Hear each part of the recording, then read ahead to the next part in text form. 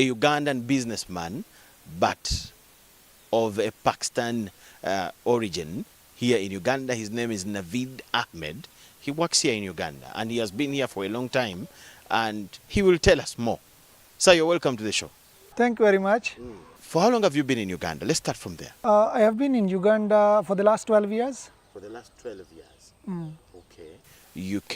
Did you come with money to invest in Uganda? How did you get to know about Uganda? And how did you come to Uganda? Oh, definitely by the time I came to Uganda, I had known little about Uganda. Okay. I didn't know much. But one of my friend invited me to Uganda, come and invest here. By then I was, I would say, a very young man. And unfortunately, the person who invited me to Uganda, he conned me, he cheated me with all of my money. That is the starting point. I'm sorry for laughing about it. So, you were invited to Uganda by somebody, and on arriving to Uganda, that very person cheated you. Yeah, but I want to make it clear that it wasn't a Ugandan person who invited me. So don't run away that I am starting with a bad story. It was one of our own Asian guy. Okay. I won't say Indian or Pakistani, but was Asian. He was a fellow Asian. Fellow Asian, yeah. So how did it happen? Briefly, in a second. What did he do to you? And how did he run away with your money? Actually, he had a business of wholesale. I was importing biscuits and some of the stuff from Malaysia. So he was well organized conman, I would say, because he managed to convince me beyond reasonable doubt that actually this business has a good potential. And formally, I was living in Europe. I had, before coming to Uganda, I spent approximately 8 years in Europe, various different countries. The longest country I stayed now is Uganda, but second is Spain. So I didn't know that somebody can be even conned that way. The guy showed me how he was importing containers of biscuits and all that. And then there are stores. Actually, what he could do, he take me to Coempe where some of the stores were, and he tells them that I am bringing somebody who wants to buy their goods. Okay. On my side, he opens the stores and he's like, these are the containers we imported and we have this stock in place. Yet it was some other person's business. Yes, it wasn't his. So then he had an office around Old Kampala. He also had rented recently, by then, I didn't do much investigations and I almost lost, by then, 2008, around 30,000 US dollars. What he took from you? I would say that whatever I had earned while working in Europe was taken away. So I was brought back to zero. So sorry about that. But have you managed to turn around the story? I would say I thank God, and I do not need any kind of sympathy. You know, people who are sympathy seekers, they are ever sadist. I thank God that was an opportunity, actually. I would say that it costed me 30,000 US dollars to just land in Uganda. Okay, but so it was worthy. That was 2008. 2008. So you settle in here and start business. How did you start up again? That's why Because I see this as a way that would frustrate you and things like That's that. why I would say those who are watching, please don't run away. I am like you. I was like you. I know majority of the people who are watching this show, they will tell you that I have plans. If I get an opportunity and I get capital, I will do this and I will turn things around. But I will tell you that it's not an opportunity which will take you far. And maybe if you are running away from Uganda thinking that I don't have capital, and if I had capital, I would have done that. But I assure you that I am like you. I started like you. I did not have any capital. Yes, I came with a capital, but when it was taken away, I was broke. It took you down to zero. It took me down to zero, and I started from there. Okay. So what did you start with? Because money is taken, you are in a foreign country, you're just on your own. So how did you start? The first thing is it took me almost a year following it up in what I had already been conned. And to to my disappointment, I never got even single shilling back. Because wherever I was going, they were asking for evidence. How did you bring the money? And con men, they are smart. They will take money away from you while they don't want to leave any exhibit behind. So unfortunately, I didn't get my money, but with God's grace, I was motivated and I never lost hope. I was like, no, I can still make money. And I started with working with some company as one of their salesmen. Then I was promoted to maybe their sales manager. And some time back, when I had worked for some time, I realized that I need to start my own. I had gained enough experience in how vehicles are imported in Uganda and how they are sold, the taxation system, how much we pay, how we are to import and all that. So I was like, I need to start with my own business. And by then even, I would say that when I started, I did not have money to import like 100 cars or maybe 50 cars. I just started with a few cars, and I thank God that things did not go wrong and everything was like well managed. What would be your comment about Uganda as a country for investment? Among the Asian community, I would say that not only my view, we all believe that Uganda is land of opportunity, and Uganda is like anybody can thrive here.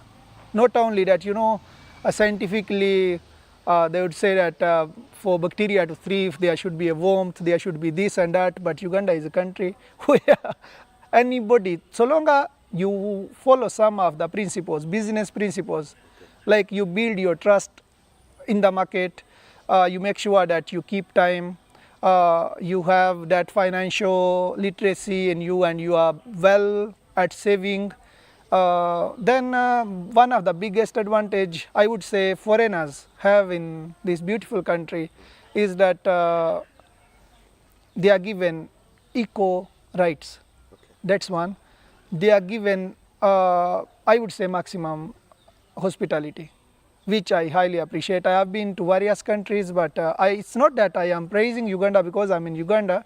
I am an honest person, and I would love to say that Uganda is one of the best country when it comes to investment, and it has millions of opportunities. I want you to break that down. Why do you say it was one of the best countries when it comes to investment? What are those factors that you look at to take such a conclusion? Number one, you can start in Uganda as small as you want. Maybe if let's say that somebody can start with 1 car, you import 1 car, and there is a good profitability. In Uganda, whoever is doing business, actually people are making money. I just give you one example. Recently, I wanted to buy some computers and computer accessories for my smart cards business. We went to town with my manager, and after purchasing the goods, when I came and I was doing research, I am somebody who love knowing that how much is sold on GG, how much is it maybe if I'm to buy from China. To my surprise, when I found the same mouse which I bought at 25,000 shilling in town, it is sold at between 80 cent to 120 cent, which is between 3,000 to 4,500 shilling in China. When you import that to Uganda, the maximum cost of shipping and clearance and taxation you are going to spend is, let's say on each piece, you would spend like 1,500 to 2,000 shilling.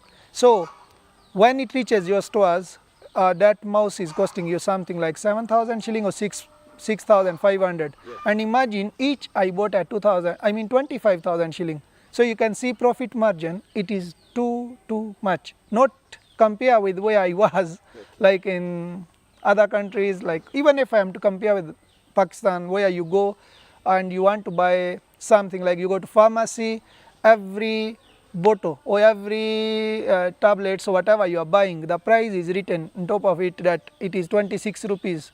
But here in Uganda, no, it's a liberal market. So long as For those of you that are business people, this is the best place to stay.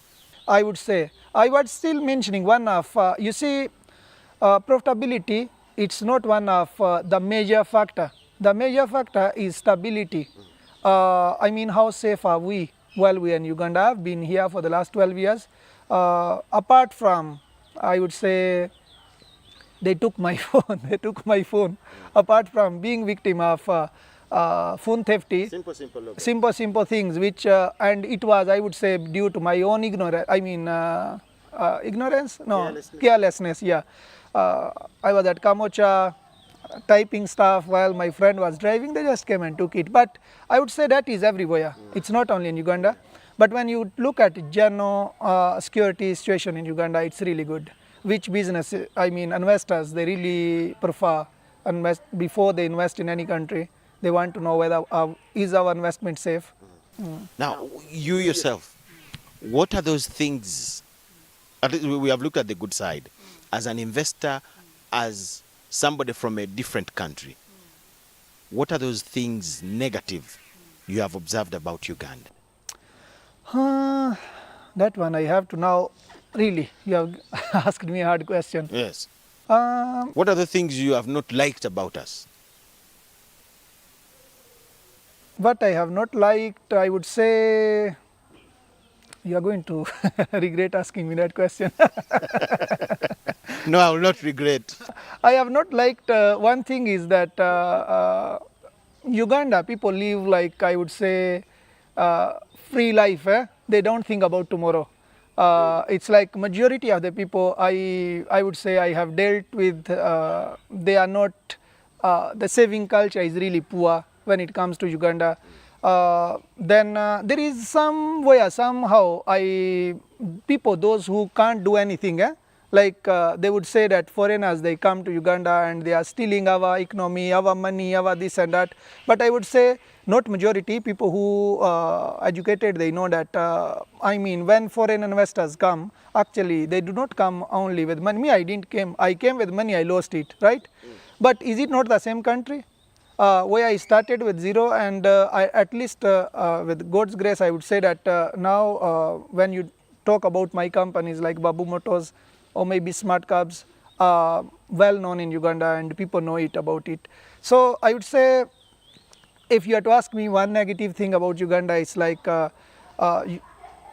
poor saving culture, and then people are running away before they could evaluate that Uganda has millions of opportunities which you will not get elsewhere. I would say, let's say that if I am given an opportunity, maybe some of the countries where Ugandans wish to go, they give me like, let's say, $1 million.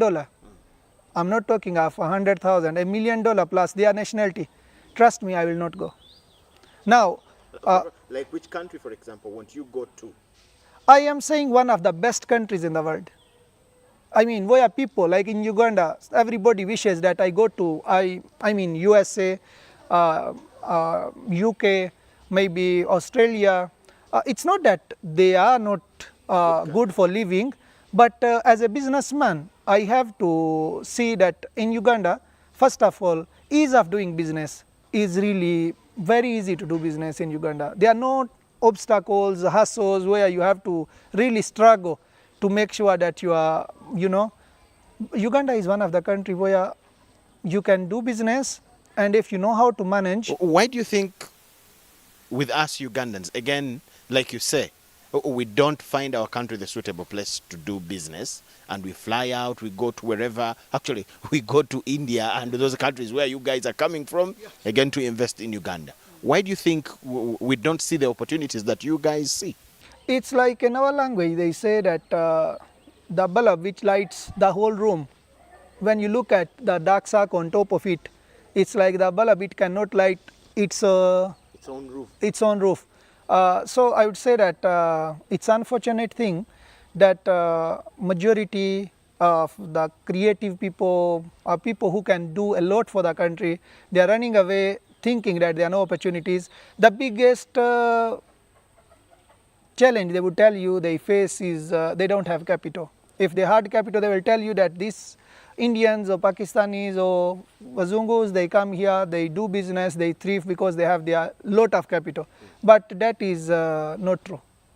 That is not true. I want you to, if you pay keen interest and you do some little research, you will find that a Pakistani or an Indian comes to Uganda, and many will agree with me that they come with some small investment. They start with some small shop or maybe whatever. In 2 years time, when you manage to get to the same premises where he opened a business, you might find that he is now owning a big supermarket. It's not that they steal money, it's not that they stealing Uganda, it's because they have what we call a very good business relationship with the suppliers, which is one of the things I would say that people lack in Uganda. Among us Ugandans. I am sorry to say that, but one of the things which I have Your observed. observation, it is okay, no problem. Because imagine that if somebody, I give you an example. I will not mention the company. I gave them orders to make reflectors for my company. I gave them advance money, almost 10 million shilling. Okay, it's a company around within Kampala here. Yes. And I am somebody who promote one of the thing is made in Uganda. I really feel like I no need to import from elsewhere while we can make them You here. want to buy whatever you Yes. can buy here. So I did my research and learned that somebody is making them and is going to really supply us. I ordered something like now 4 months back, just 1,000 reflectors. I gave him that order and paid him all the money in advance. I would say not 100%, 70% the money. So for the last 4 months to 5 now, he has failed to deliver what he was supposed to deliver. And every day and then he comes here and says that, boss, you know, the problem is I would have supplied, but I don't have running capital. Maybe orders are many and I could not supply your stuff. If you are to give me now the balance 30%, I'll be in position to supply you the remaining 700 reflectors, because I think he has just given me 300 or 400, not even half. So that is one of the things we... So generally, you find us not very good people when it comes to business. not everybody. I am just giving But a you good number of us. some of them, and I would say that these are the key things, because you asked me the difference between us and Ugandans. Why is it that we thrive and we multiply and grow rich very fast, yet not Ugandans? And I would say that these are one of the principles which I have mentioned. They do not really follow properly. There are areas where people look at you as people, you come with money and invest here. Sometimes you even get tax waivers. Sometimes you take advantage of cheap labor. What do you know about that? You are right when you say that people think... about you. I am Jano thing. Yes. You are right when you talk about that we have advantage. But trust me, there are no many advantages. The advantage we have here in Uganda as a foreigners, it's like a Ugandan, they trust us. That is the only advantage I have and we have. You put your vehicles next to me, you want to sell. Your fellow Ugandans, they will come and buy from me, not from you. And this is the only advantage we have, I am telling you. So, if I have a bond for cars near yours, fellow Ugandans will come to you most than me. Why do you think they trust you more than their own fellow Ugandan? I would say the main reason behind is like in car business, sometime maybe you are my client and you have come to buy a vehicle from me. Maybe I do not have that particular vehicle, but you want to buy from me. So you will say, okay, Mr. Navid, I want Toyota Wish or maybe Toyota Harrier. Can you get me that? Now I have to look among my colleagues who has it with the specifications what you want. Yes. Now I just give you one simple example. I am a practical person. I always give you practical whatever. Like 2 months back, somebody wanted Fielder, Toyota Fielder, which I did not have, and one of my I would say neighbors who is Ugandan, he is in a vehicle business, he had it. I asked him how much. you know, company to company we call it different price.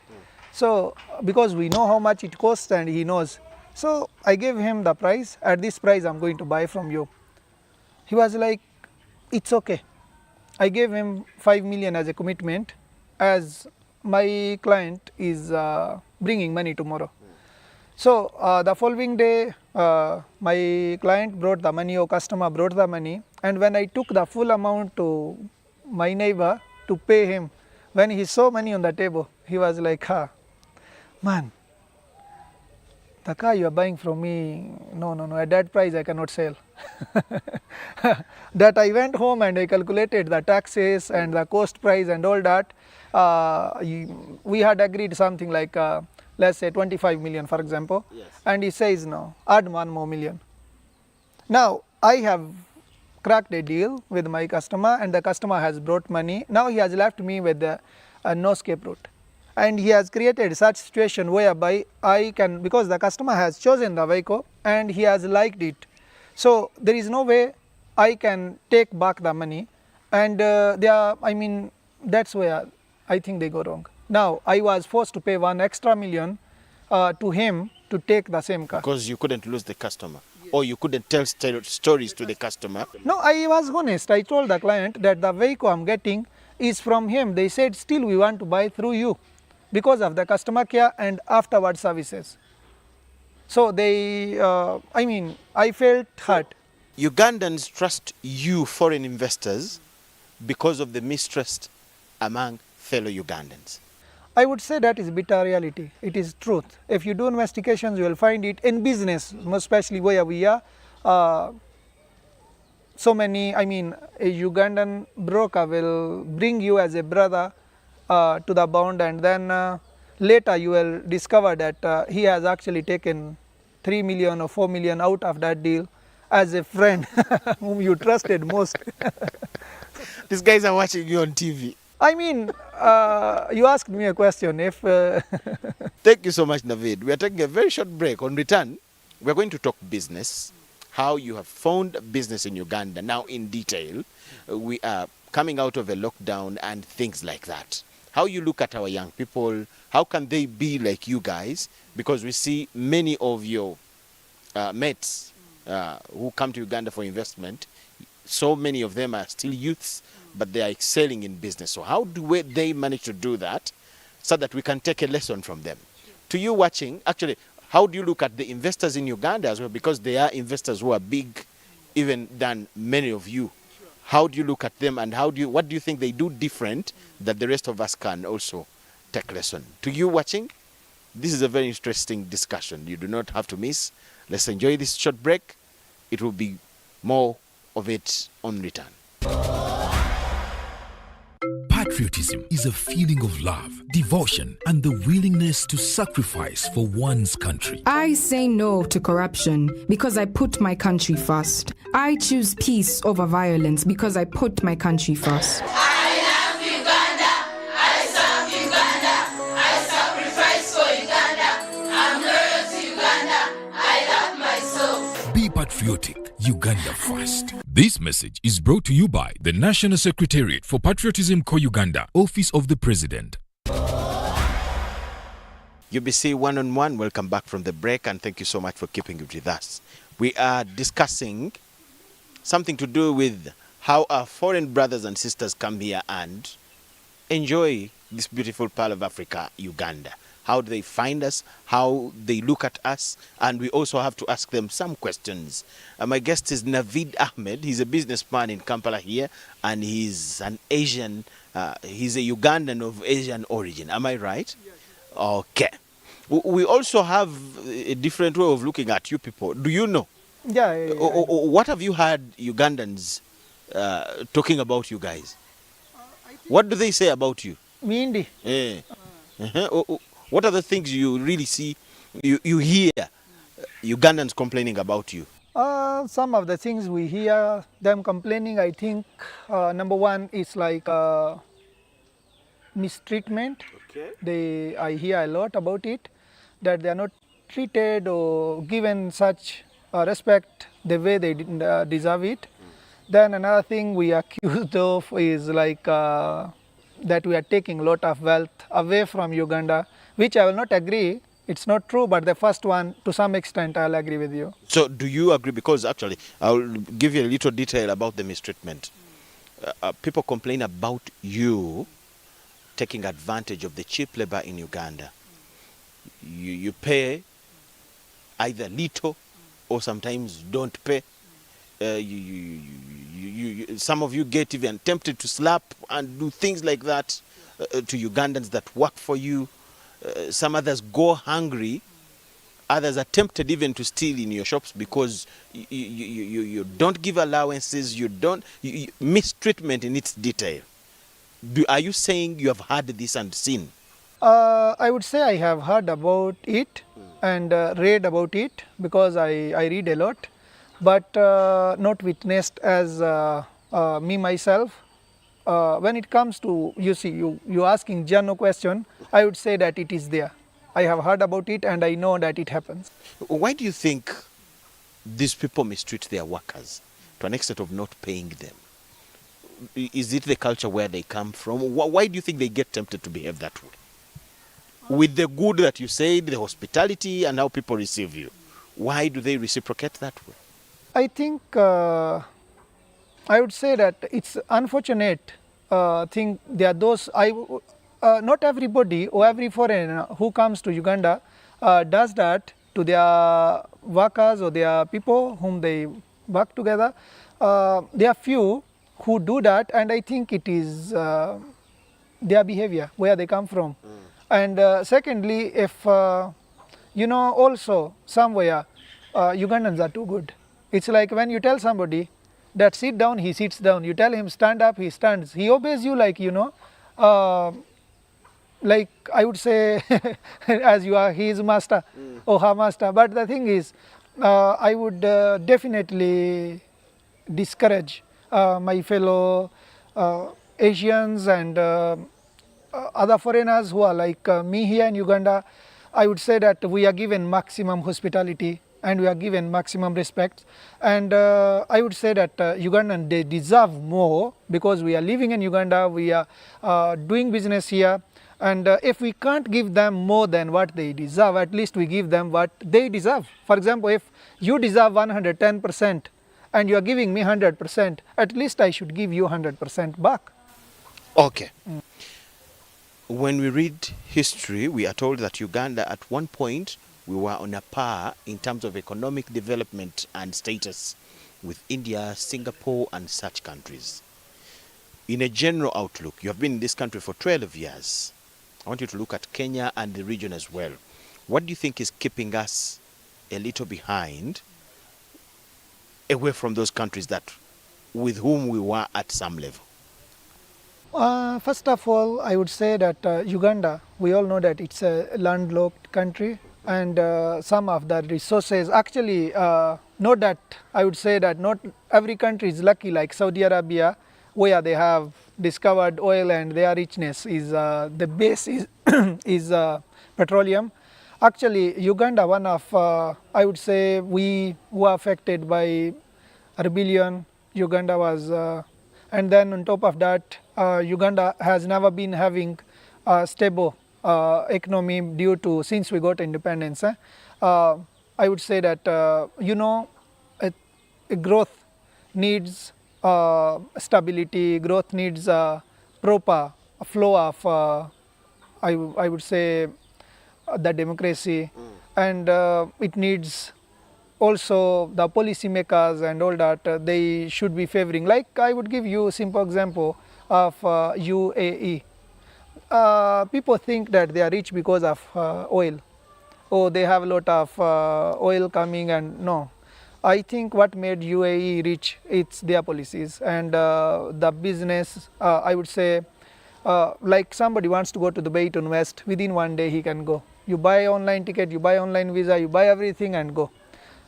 They made sure that business friendly policies, and they also made sure that the policies are benefiting their local.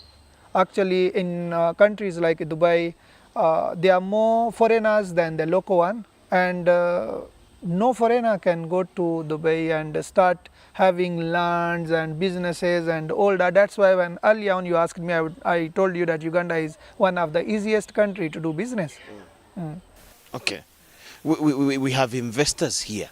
Our local, our own indigenous Ugandan investors. How do you look at them? What do you think enables them to grow that rich, to have all the success as some other Ugandans are complaining? What do you think? Because you see the poverty in our country, but there are people that have managed to make it. Yes. I think first of all, the question is what made them rich, okay? What made them rich? It's because they are not among the people who stand other side of the door, and the opportunity is standing opposite side of the door, and between the two parties, you and the opportunity, there is a door. You are waiting for the opportunity to open for you the door, and yet opportunity is waiting for you to open the doors. You have the opportunity. So I think they were lucky. They opened for the opportunity and they got it. I told you early on that Uganda is land of opportunities, and if you, for example, try here and there, while I was studying, one of our professor was used to say that knock until somebody opens. So knock until somebody opens means that you keep on trying until you succeed. So what made them what they are today? It's not because they were given sacks of money by the government or they stole sacks of money from other peoples and that's why they are rich. No, I think every successful person has a struggle behind, and they struggled for it and they never dreamt. One of the reason majority even in Pakistan remains poor, they think that maybe if I am given $10,000 or if I am given $100,000 I will do this, and how will it happen? There is no way that somebody out of the sky will come and give you that $10,000 or $100,000 that have it and go and make money out of it. If you cannot make that $5,000, trust me, even if somebody gives you that $5,000, you will never be able to make that 5,000 to 50 and then from 50 to 500, $500,000. You cannot manage. So that's it. Be the best way to grow a business. There are so many people watching you. They have their small businesses. What are those things people would do with money to multiply it? Thank you very much for asking that question. Actually, the best way to grow is think out of the box. I would say let's say you are selling maybe, you have a small business like you are cooking food and selling it to the people who are working near your restaurant. They pay me in the evening. Yeah. I have children to take care of. I have a house to pay rent. I have things to meet, costs to meet. How do I meet these costs and again keep the business thriving and growing? Yeah, that's why I told you thinking out of the box. Like somebody who is doing that, actually they are not doing business. They are surviving. Okay, somebody has a shop, he goes to Chukubu, he buys things worth maybe 500K, he sells them 550, has gotten a profit of 50,000. That person is not a businessman. He's not doing business. What he is doing, at least he is surviving. Okay. Now, what do I call business? Business is going, you have to be like a bird. You have to leave the business behind and make sure that you are bringing people to your business. Previous old version of doing business was like you put your business, people come to your business, right? Now the new version, I would say the formula has changed. Now you have to look for people.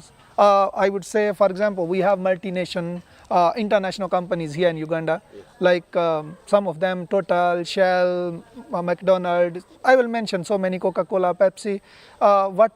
If they were to sit there in USA and they other would not European make countries, the profits they made and then after going all over the world. Definitely, were they going to have such big or huge sales? So what made them thrive or grow in business? It's because they decided to market their business, and marketing is a very big tool to grow your business. And the best way to grow your business, actually, there are two simple things. One is build your assets. Instead of taking away money from the business. For example, let's say you have a restaurant, right? And on average, monthly you are earning 1 million, right? Now, and that 1 million, maybe 800 goes to your expenditures, and you have no way you can grow. So I would say, first of all, you need to save.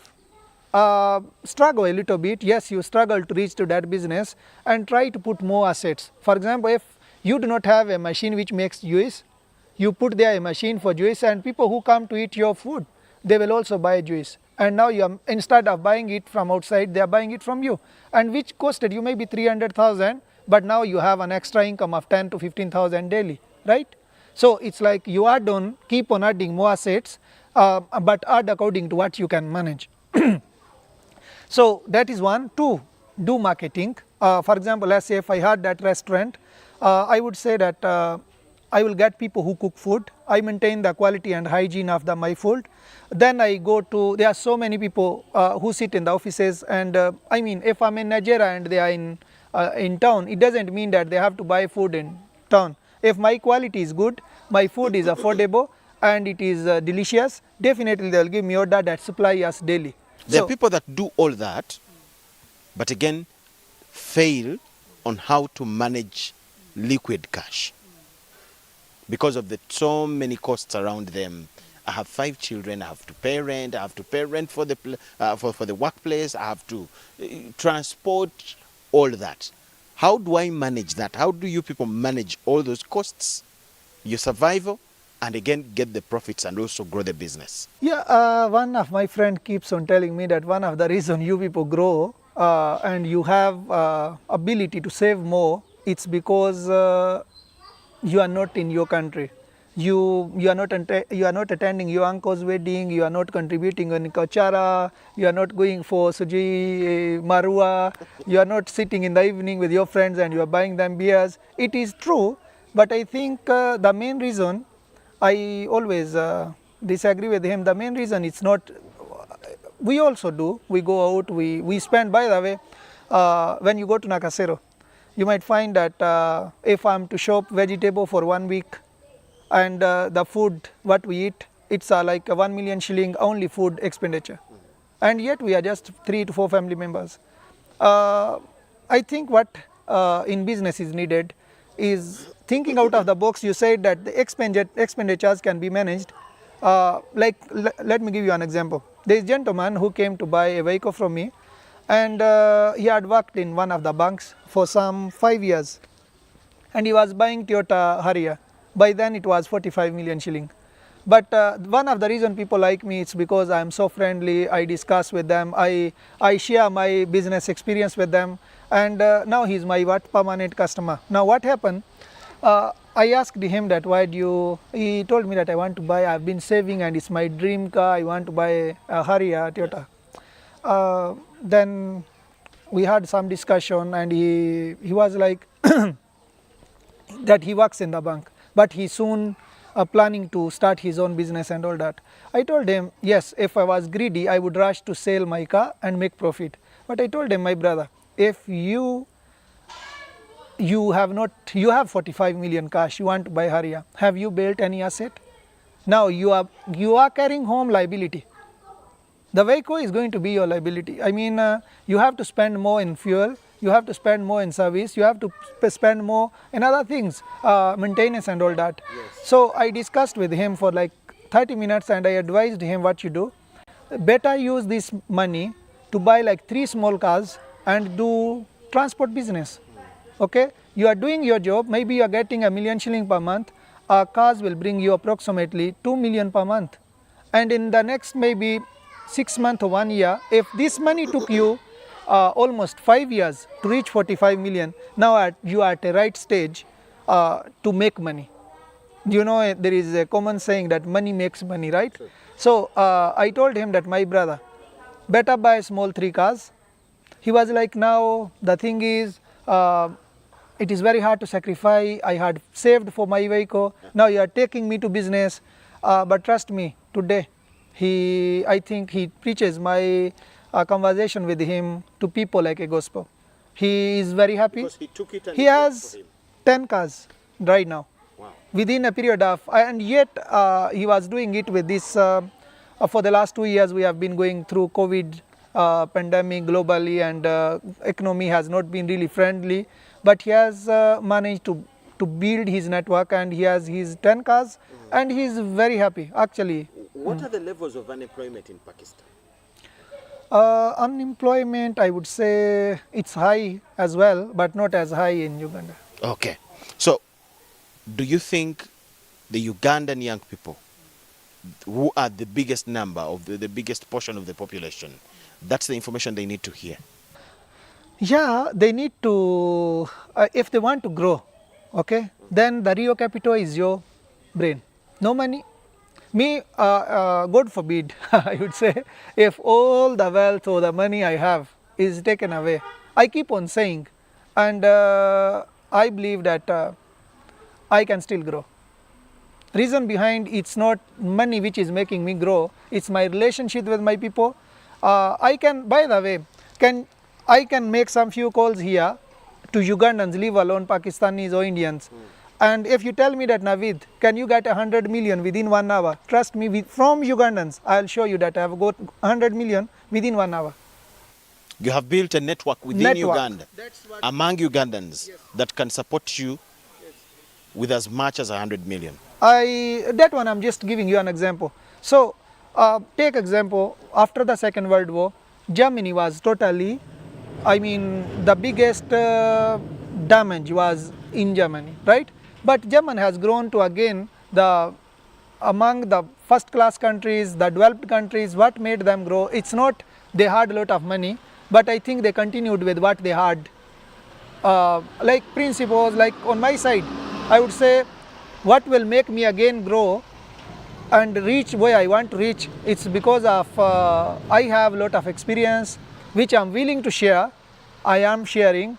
And secondly, building network takes you time, and there is no way you can build a network without sacrificing, right? There are people I have given vehicles, they told me 6 months, 3 months, but they have taken a year without paying. If it was any other person would have rushed to grab that vehicle and bring it back. Yes, I need money. I politely call my client, I'm like, you know what, please, I need money. Then secondly, what will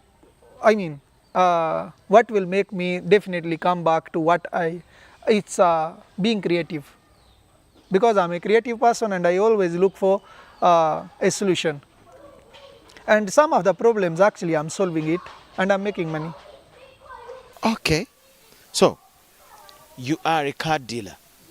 There's a time government wanted all cars that were manufactured 8 years, something like that, not to be imported. And you people were up in arms crying, and how have you solved that? Have you convinced government to get off? But I think they even approved it. It's now law. Yeah, sure. It was 15 years. Yes. Yeah. Actually 15 years. 15 years. And I think it is a good law. Any of car dealers out there, they will say that what is he saying? The government of Uganda, the reason why they brought that is to cut on the harmful effects of old vehicles and mechanically poor vehicles. Maybe if 30-year-old car is coming here, whatever scrap somebody gets from elsewhere, they bring it to Uganda and dump it here. I think the policy was good, though it slowed down the business somehow. But like a car dealers, I think yes, we are affected, but not greatly as you are affected, the buyer. Because if the car was sold at, let's say, 30 million previously, and when the new system came in place, the vehicle price went to 40 million because of the environmental levy and all that. Environmental protection. Yeah. So the end buyer is the one who suffers the consequences, because if tomorrow they say that we don't allow, like many other countries where I come from, they don't allow car older than 3 years, 2 years actually. So one of the reasons they are doing that, and I, as a businessman, and I know that in near future, in few years to come, Uganda is going to follow that. Because if you want the manufacturing companies to come to Uganda and start assembling vehicles here in Uganda, then definitely they are going to demand you that if you want me to produce my rice here, I am going to plant thousands of acres of rice here, then should you allow people who are importing rice, where am I going to sell? So the government definitely will agree with them that okay, you plant, we shall increase the tax up to certain level where somebody will be forced to not to import. What would be your message to the Ugandan young people watching you? Many of them have just left school. They're looking for what to do. What would be your message to them as we wind down? My first and the greatest weapon I can give them, it is which we in Uganda and many other parts of the world we are not utilizing it, it is internet. Internet is not even utilized 10% out of 100. For example, let's say you want to know how are shoes made, how are watches made, how plastic buttons are made, extension cables are made. Go to YouTube, watch, you will learn. Go to internet, go to Google, how much investment is needed. You will, at least theoretically, you will have an idea what you want to do. It costs you like that. And also, let's say you are doing something, for example, and you want to grow, the best weapon you can use at the moment is internet, because it's almost free and you have maximum information. And definitely I can't really give you go ahead 100% and rely on the information you are getting from internet. Sometimes somebody can have a fake video there, but at least you can have an idea. You can use that one as a tool to be creative, think out of the box, and just know that there is nobody in this world who will come and give you money and will tell you that, Joseph, you know, here is 10 million, you have to put the weight of your burdens on your legs, you have to move and you have to be strong. In the beginning, every successful person in this world, those big people whom we admire and we are like, I want to be like so and so. Yes. Just know that they went through all what I'm telling you. You should be ready for that. They started themselves and they're enjoying whatever they They are enjoying whatever they are. Lastly, Yes. I mentioned one thing which I want to clarify a little bit, that living false life will not help you. First admit who you are. For example, let's say a young man, he wants to put on a shoe of 300k, maybe a shirt. He has been working somewhere and he has gotten his 500k. He wants to put and show off. But time will come. Maybe you want to be like a chameleon, you want to be like a Bob Wine, you want to be so and so. Yes, you will reach that level, but first build your foundation. Because those people also built theirs. Theirs. So putting on expensive watch, having an iPhone, 5 million in your hand will not make you rich. What will make you rich is be yourself, invest in yourself, invest in your, social capital, invest in your principles, and tell yourself that, I can't afford an iPhone Pro 13 Max, which is 16 million, or 6 million or whatever. Let me be with a phone of 300k. As I am building my assets, as your assets grow, you are growing. And last, Come when you can afford. another message I would, As we wind up. yes, as I wind up, would like to give out one of the sector which is totally, I would say 90% still virgin, and people have not tackled. I would invite my fellow investors is manufacturing. Manufacturing, and most especially Uganda is, we call it cottage industry. Investing, for example, I give you some example, like making these plastic buttons for plug in, plug out, extension cables. Go to Pakistan, go to India, you will find that making those buttons, you don't need a machinery of 500 million, 100 million, no, even 10 million machinery can do that. So that is what I would encourage, that Ugandans who can't afford to import expensive machinery, you don't need to go to China, India, whatever, at least look for a cheap machinery and start investing in manufacturing, which I am also soon coming there. Okay. Thank you so much, Amin. We have shared a lot. We have shared a lot indeed. To you watching, we look for people that have the information that we need. That's what I always say, and we try our level best. This gentleman here is a Ugandan of Asian origin, but he's in Uganda 12 years down the road and is in business. He's a car dealer. But the social man he is, we picked interest in having a chat with him, get to know what he thinks about us, give us a picture of what other foreign brothers and sisters think about us, share with him what we think and we have told him, and again look at how he has managed to succeed in business for our own good. My name is Michael Jordan Lukomwa with Davis Kamukama here and Gloria Guitabinja, our producer. Wish you the best of the night. Enjoy the next program. Bye-bye. Hello everyone, my name is Joanita Kawalia. Women and girls have been having a lot of challenges, many of them getting unwanted pregnancy. And you can understand that these are young children who are minor, under 18. So I'm appealing to you young girls out there, please be at home, be with your parents. And we as parents, let us take a role of taking care of these young children. I also call upon the government that since we've seen the decrease and the engagement of almost each and every one in the community, let us stop crisis. We have, many parents have really participated, community have participated. Time is now. You and me have a role to play. It's time to teach. Schools are open. In these days of COVID-19, teachers are not only giving knowledge, but protecting themselves and their students from the virus. As a teacher, you must ensure that students follow the set SOPs of always maintaining a distance of 2 meters from others in classrooms, dormitories, entertainment halls, school vans and playgrounds, wearing a washed and clean mask every day that covers their mouths and noses, and regularly washing their hands with soap and water.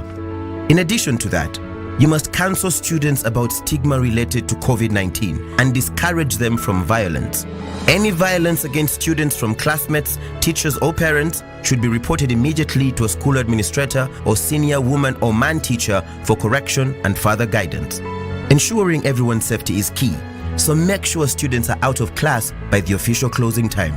Let's share knowledge, not COVID-19. This message is supported by the Ministry of Health, Ministry of Education and Sports, and UNICEF. Stay safe.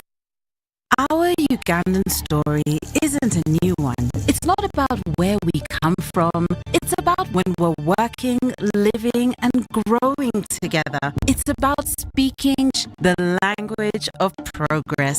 We're Ugandans, building Ugandans, skilling Ugandans, and developing competencies required in the oil and gathering with Ugandan businesses to achieve greatness. We're here to because at the end of the day, we're truly Ugandan.